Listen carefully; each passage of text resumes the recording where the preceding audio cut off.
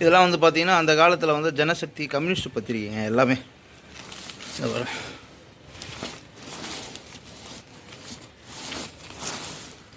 இதெல்லாம் வந்து பார்த்திங்கன்னா விடுதலைன்ற பத்திரிகைங்க, தந்தை பெரியார் நிறுவன பத்திரிகைங்க. இதெல்லாம் இது அப்படியே பார்த்திங்கன்னா ஒரு 500 பத்திரிகை கிட்டத்தட்ட இருக்கும். இந்த மாதிரி யாருக்காவது வேணுனாலும் என்னை காண்டாக்ட் பண்ணி வாங்கிக்கலாம். உங்கள்கிட்ட இருந்தாலும் நான் விலை கொடுத்து வாங்கிப்பேங்க. நன்றி.